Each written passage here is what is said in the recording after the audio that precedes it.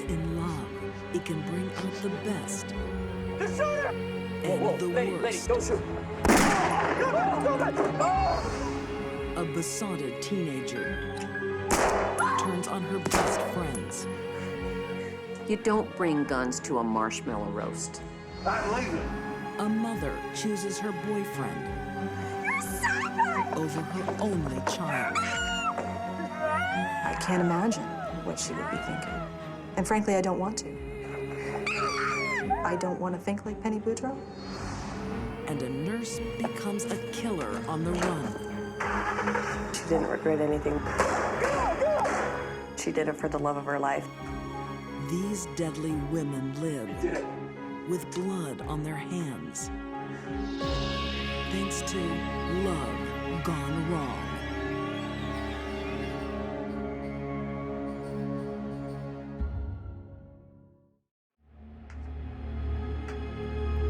Christine Paolilla is a tortured soul.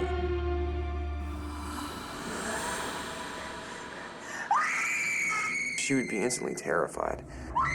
She would see her face in the mirror. Haunted by the faces of her 4 murdered friends. It was tragic and it was awful. And it was something, no matter what they were doing, they certainly did not deserve.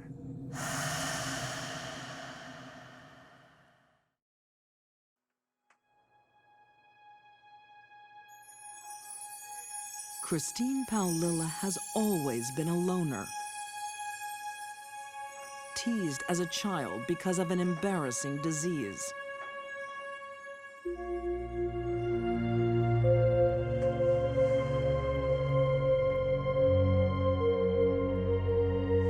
Alopecia, or hair loss, is almost always caused by severe stress. I mean, the fact that Christine lost her hair at such a young age is so sad, but it speaks to the enormous stress she was under.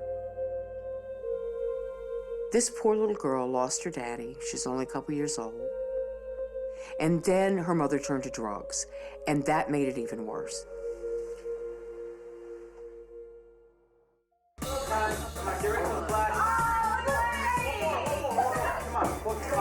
Against the odds by the age of 17, Christine is no longer the ugly duckling. The kids in the Clear Lake High School were a very supportive bunch, and that is where Christine finally found acceptance.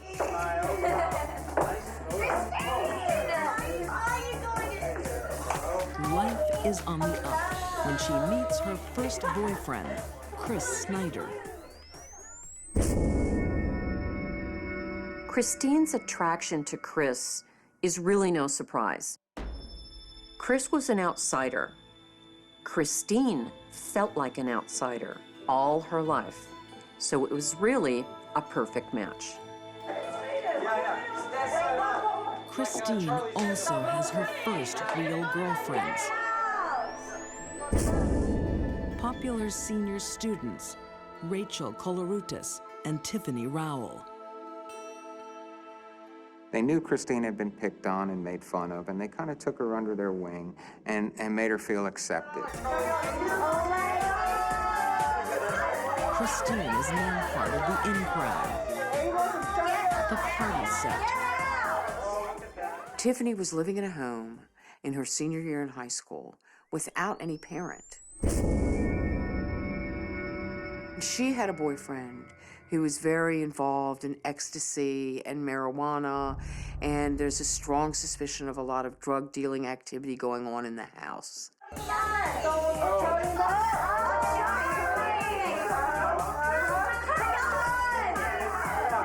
Drugs are also part of Christine's life, as well as petty crime and violent movies, thanks to Chris.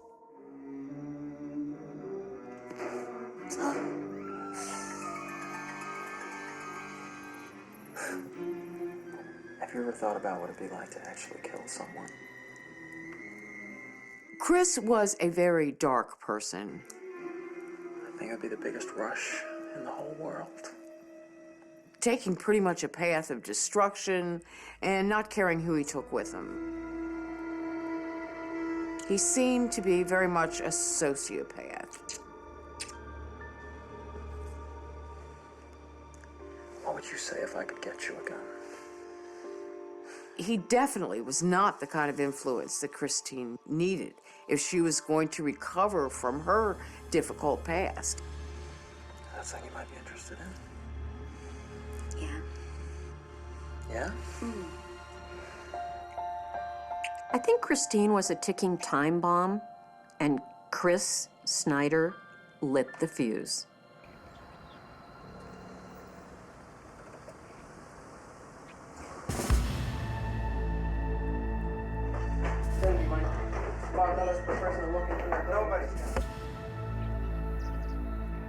The lovers know drugs and cash are abundant at Tiffany's home. Is that it? They want them Yeah? at any price. Okay. Okay. And salsa dip, don't forget the salsa. Rachel Colorutis is wearing her tennis shoes and is fully dressed. She's getting ready to go to the mall. Smoke it too. You're not smoking. She allows them in and they make their way into the living room. What's up, bro? Yo. Got any pills? Without warning, their friends become their enemies. I'm gonna ask you again. Where are the pills? Is this a joke? It was clear the way things quickly developed that they were willing to do whatever it took to get what they want. Sit back! Shut up! You two! Shut up! Shut up! While Snyder is holding the others on gunpoint, Christine Paolilla takes Rachel through the house to look for the drugs and the money. Come on! Put them in there. Put the gun down and shut up! Gun down. But robbery is not enough.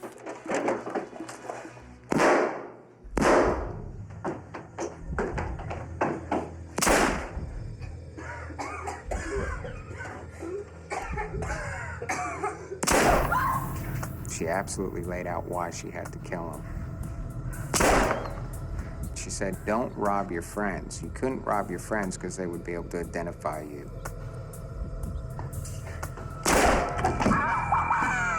Rachel gets shot numerous times.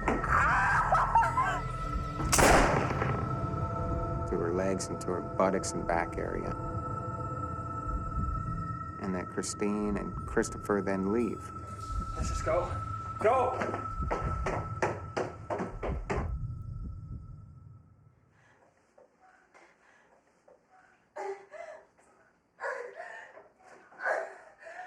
Rachel is still alive.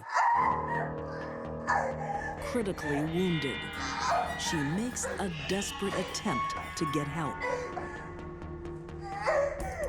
I can only imagine that there was just sheer fear and terror. And despite being shot all those times, she still was able to fight and still was trying to get help for herself. Her nightmare is far from over. I feel so much heart-rending pain for Rachel. Her final moments on this earth were nothing but horror.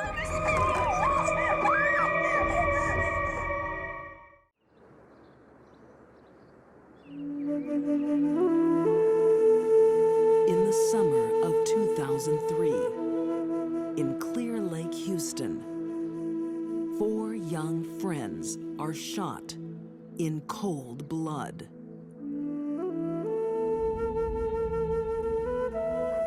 Three years later, killer Christine Paolilla is still free.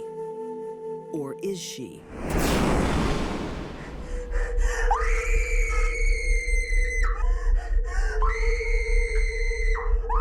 Her conscience is wearing her down.